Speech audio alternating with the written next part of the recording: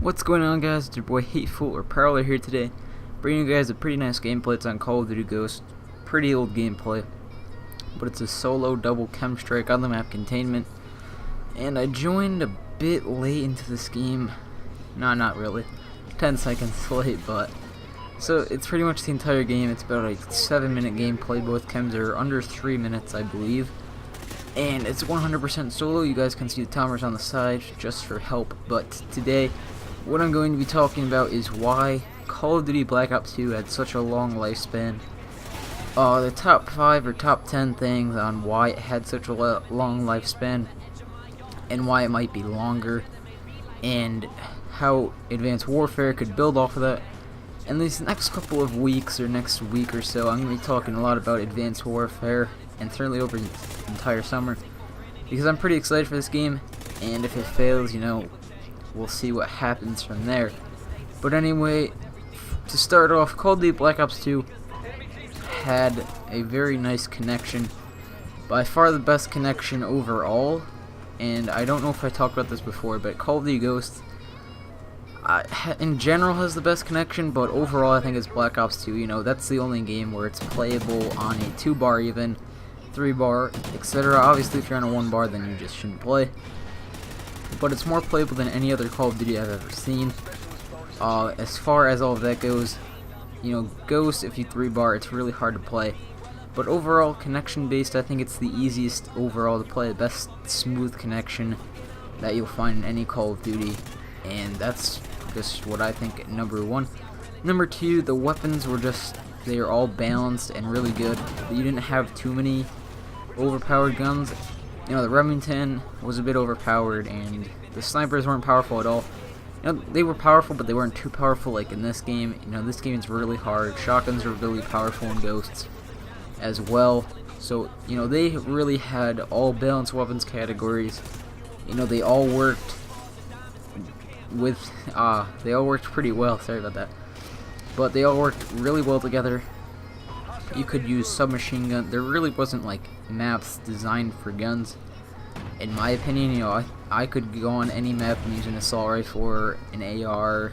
I did the same thing, but assault rifle or SMG, and pretty much do the same type of damage that you would be able to do. Obviously, the gunfights worked a little differently with both, and you play the game different with both. But for the most part, the maps were good for either of those two, and the guns were all really balanced. The recoil wasn't too high on any of them. And that's just what I think is the weapons are good. Third thing is league play. Now, league play was a huge thing. This is the first time they did it, and I think league play had a lot to do with it. You know, the pros really got into this, really advertised the game a lot. And a lot of people still just play the game on league play, really competitive. It's kind of like playing competitive. It is competitive, actually. It's not like, but it is competitive. It's online. They have all the MLG rules and stuff like that, and it's 4v4, just like competitive. And I think a lot of people really enjoyed that. And Advanced Warfare definitely needs something like that to continue and to live on for its entire lifespan, not die out. Obviously, all CODs die in like the month of August or around then, just because it gets really stale. You see that every year. But in order to live up to that, I think it really needs a league play type thing where people can play competitively, because a lot of people enjoy playing competitive online, seeing how the other competition is, and not just public match. The fourth point is the maps. All the maps were really nice. I don't think any of them in particularly got stale. You know, they weren't overused a lot. They had a really nice rotation. The DLC maps were solid as well. They brought back a lot of maps, which made that really interesting. They brought back Summit, which is Uplink, Studio, which is Firing Range, and that's all I know. I know there's more than that. They brought back Courtyard, which is Dig, and I'm sure there's more, but those are just the top ones that I like. And that was a big thing too, that they brought back maps. I love when they bring back maps. You know, I'm done with Ghosts, so I never really played the Favilla remake, but a lot of people say that's really good, mainly for sniping though, so I don't know. I probably won't end up trying it. But if I do, you know, I'll make sure to give you guys my opinion. But they definitely need to bring back at least one map in every DLC.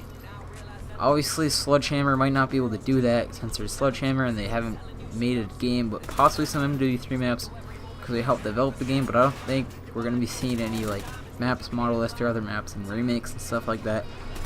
But they just need to make a solid, you know, medium-sized maps. Not any of them too large, maybe 1 or 2 or 3 tops, you know, large maps. Kind of do what Call of Duty Black Ops 2 did. They don't exactly copy the game, but they had nice map sizes, and they kind of balance them out. You didn't get a lot of big maps in a row, and you kind of mix up the small and medium-sized maps. And I really liked that, and I thought it was really enjoyable. Point number 5. I don't really have a third point for this, but just in order to make the game work, you know, they gotta have solid hit detection and mechanics, just like Call of Duty Ghost did. You know, the Call of Duty Ghost hit detection was amazing, by far the best I've ever played on, but the connection was also really good, but if you played on 3-bar, it wasn't that good. So if they can get like the hit detection hitboxes that the Call of Duty Ghosts has, that would be great. I would love to see that, you know, that your connection's really good, it's like Black Ops 2, and the hit detection's really good. And I hope you guys enjoyed this little commentary about the top 5 points that it needs to live and why Black Ops 2 lived. Pretty much all of that. Black Ops 2 lived.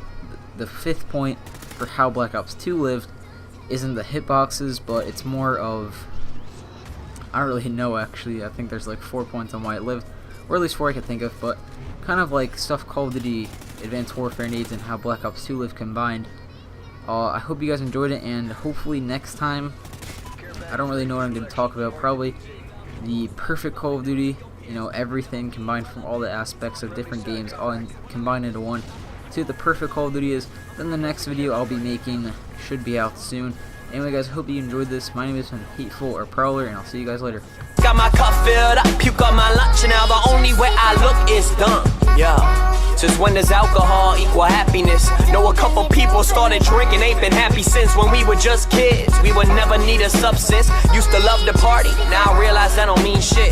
Fake friends and girls change like nickels and dimes. This girl is telling you she loves you, the change in her mind. Just make your every moment precious, because soon you will find you're buying clothes, cars, and diamonds, but you can't buy